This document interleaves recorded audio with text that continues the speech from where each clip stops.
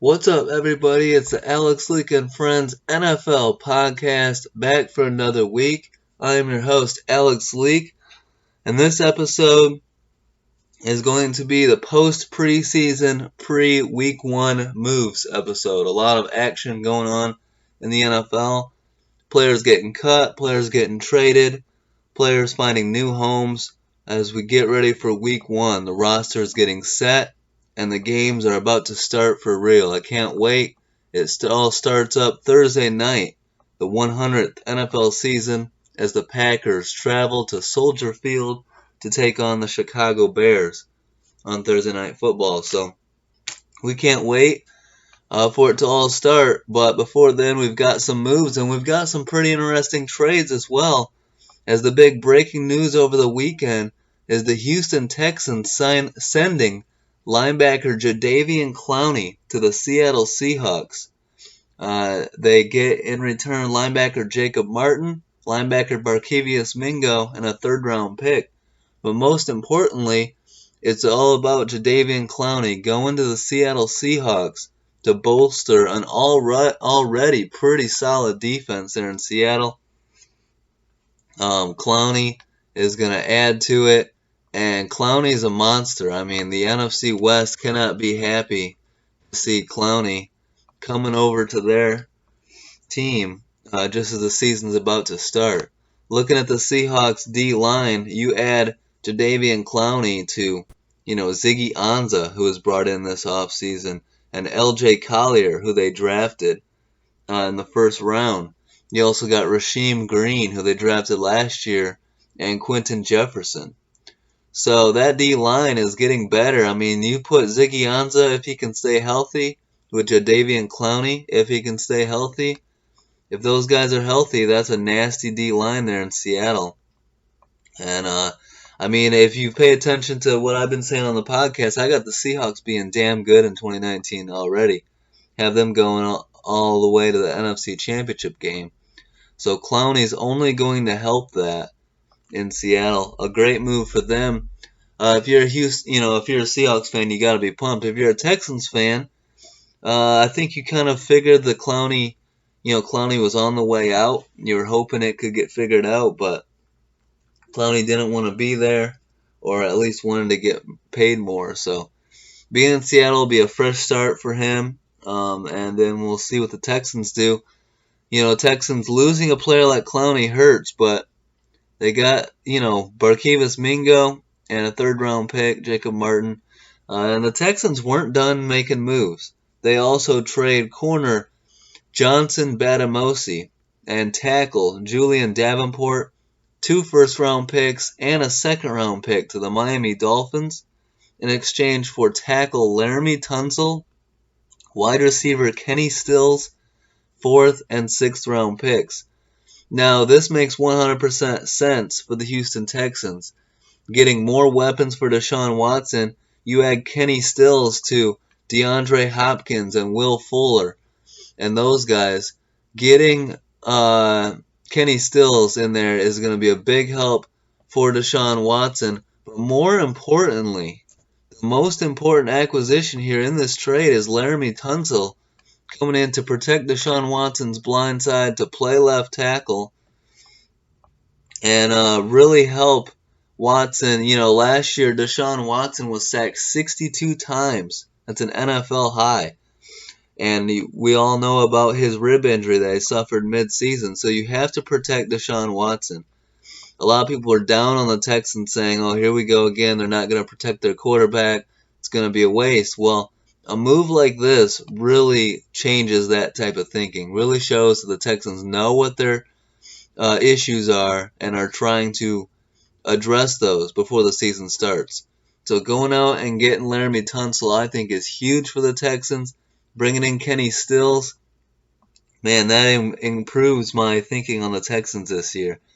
You look at the offensive line now, you got Seantrell Henderson and Laramie Tunsil, the tackles, Senio Calamenti and Zach Fulton, but they are the guards, but they also drafted Titus Howard and Max Sharping in rounds 1 and 2 for guards. So they got some depth there. Nick Martin at center. You look at their weapons, Kenny Stills, you add him. I mean, Kenny Stills is no slouch as a wide receiver when healthy. So you add him to DeAndre Hopkins, Will Fuller, KK Kuti, and even DeAndre Carter. So the Texans looking a lot better as we stand right now than than a couple days ago. And the Texans, in my opinion, were a borderline playoff team in a tough division, but with Luck not playing this year and with them improving their weapons, I mean, definitely they improved offensively. Losing Clowney on defense hurts, but they're definitely improved offensively. And I do think this Texans team finds a way, makes the playoffs, and we'll see if Watson, how far that he can carry them. With the Laramie Tunsil acquisition, the Texans are able to cut left tackle Matt Khalil and save themselves a little over $5 million in cap. So a solid move there all around, I think, for Houston. For the Dolphins, it's pretty much a fire sale. They're thinking tank. They're thinking tank for Tua. This season's not going to matter. It may have been a difference if Josh Rosen had won the starting job, but he didn't. He got beat out by Ryan Fitzpatrick. So the Dolphins know the writing is on the wall. Hey, this year's a wash. We're going to do what we can, get 3 or 4 wins, try and get the top draft pick, and get Tua or get, one of these guys coming out, Herbert, someone that's going to completely change the course, the direction of the franchise.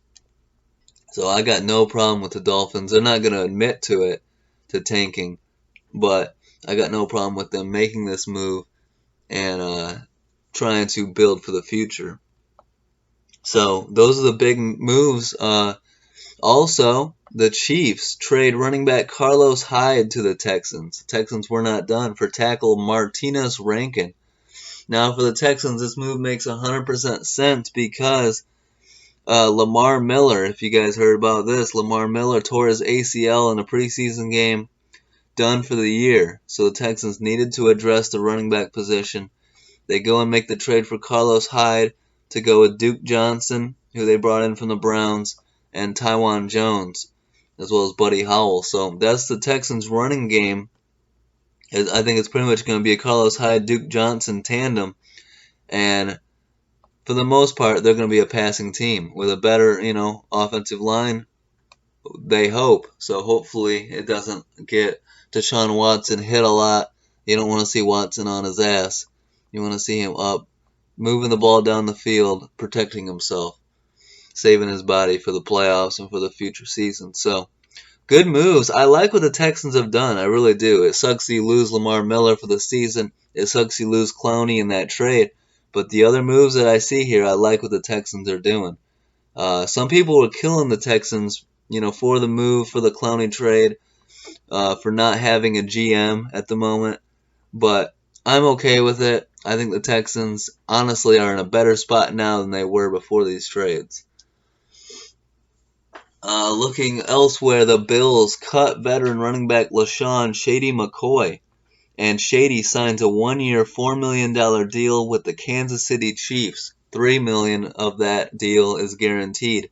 So Shady McCoy joining the Chiefs, adding to their running game room, protecting Mahomes, balanced offense, all that good stuff. Shady McCoy wasn't his old self last year and had many people wondering if he still had it. Now he goes to a team like Kansas City where he can kind of just fall in line. They already have Damian Williams, Darwin Thompson, who they're high on. You add Shady McCoy to that room, he's going to provide veteran leadership and, some explosive plays at times. You get him out in the open, Mahomes loves to run those running back screens and get the running back out, with field, with yardage in front of him, no defenders in front of him, make one guy miss, and you got a big 40 yard gain.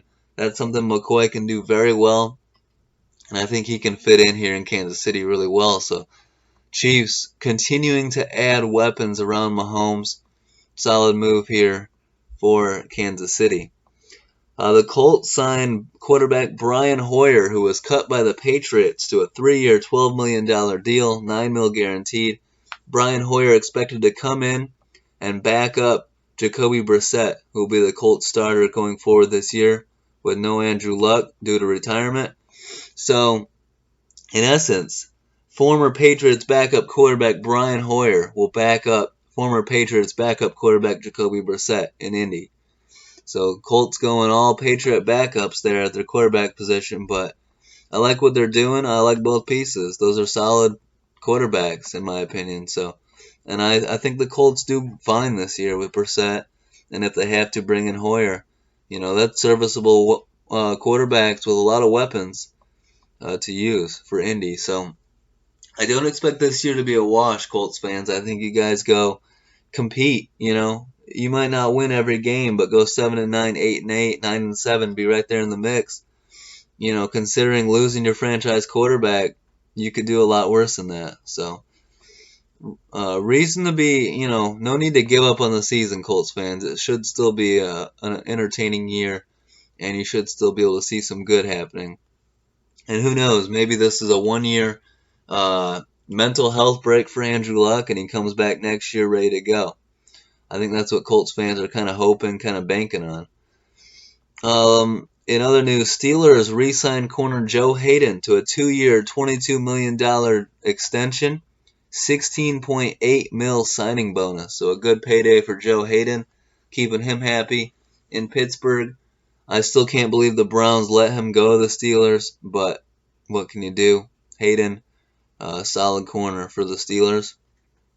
Jags re-signed linebacker Miles Jack to a 4-year, $57 million deal with $33 million guaranteed.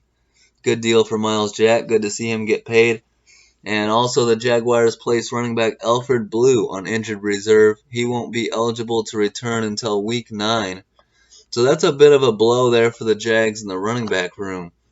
Yeah, they've got Leonard Fournette, but losing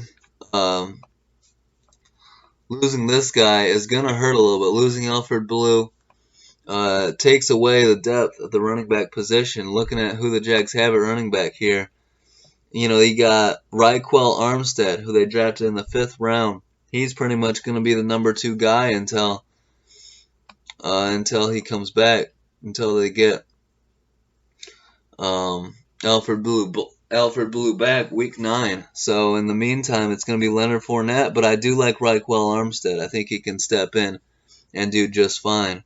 So not a lot of concern there for the Jags, or for me on the Jags.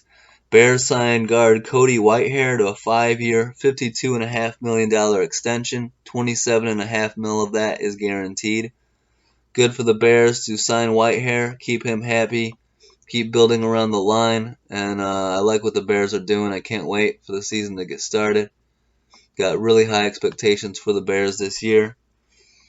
The Chargers grant running back Melvin Gordon permission to seek a trade, and also say that no new deal will be done this season. No new deal, no more talks about his contract until after the year. Melvin Gordon has said before that he's willing to sit out games until he gets a new deal.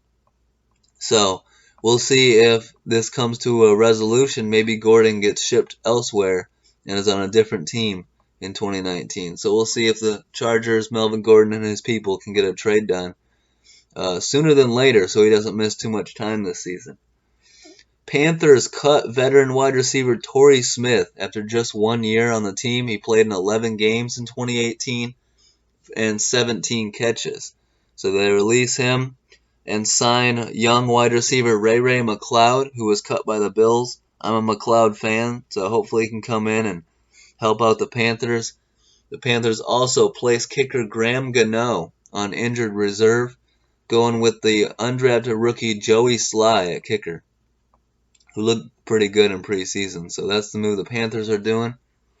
Broncos placed quarterback Drew Lock, running back Theo Riddick, and tight end Jake Butt on injured reserve. Heard that possibly at least 2, if not, I'm not sure which of them, but I think at least 2 are possible to come back like Week 8, Week 9. So we'll see what the Broncos do there. They also claim backup quarterback Brandon Allen after the Rams released him. Vikings signed wide receiver Josh Doxson and punter Britton Colquitt. They cut punter Matt Weil, and they cut wide receiver Laquan Treadwell. Then the Jets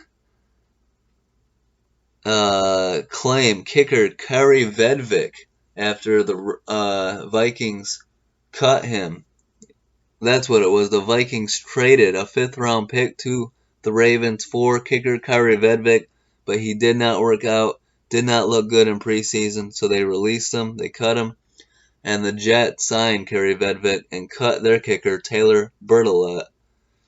The Jets also signed wide receiver Braxton Berrios. So, Jets trying to figure out their kicking position with Vedvik. Bertolet didn't really get the job done. I know they released a veteran before Bertolet. Now they're going Vedvik, so we'll see if the Jets can figure out their kicking situation. It's very much up in the air going into the season. A good slot receiver addition, though, in Braxton Berrios will help out Sam Darnold. The Raiders placed quarterback Nathan Peterman on injured reserve. So Mike Glennon is set to be the backup, and the Raiders also signed quarterback DeShone Kizer after the Packers cut him. So Kizer joins the Oakland Raiders. Patriots signed veteran wide receiver Demaryius Thomas to a 1-year deal and placed rookie first-round pick wide receiver N'Keal Harry on injured reserve with an ankle. He is, however, expected to return this season. The Lions placed rookie defensive end Austin Bryant on injured reserve, dealing with the same pectoral injury he suffered while at Clemson. And the Lions also claim running back / wide receiver J.D. McKissick from the Seahawks. So he comes into Detroit into the running back room.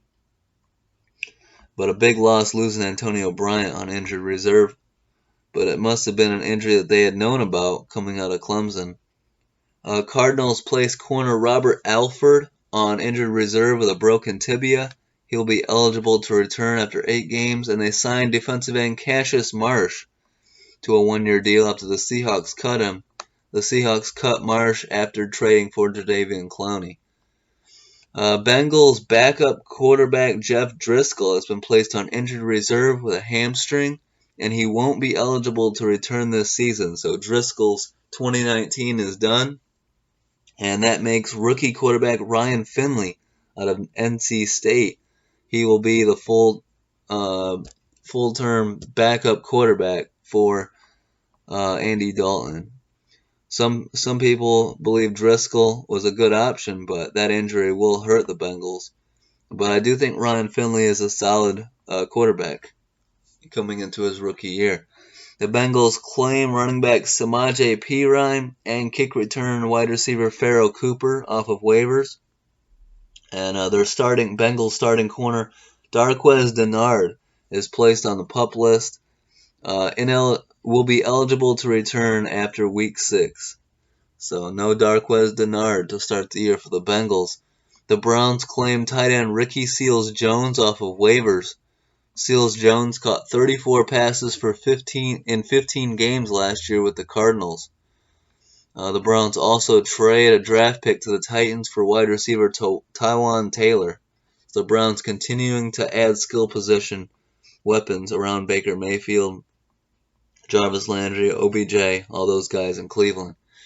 The Chiefs placed backup quarterback Chad Henne on injured reserve with a fractured ankle, and signed backup quarterback Matt Moore to be the backup in Kansas City. Chief fans hoping not to have to hear Henne or Matt Moore's name the rest of the year, as they want Mahomes to be healthy all year long.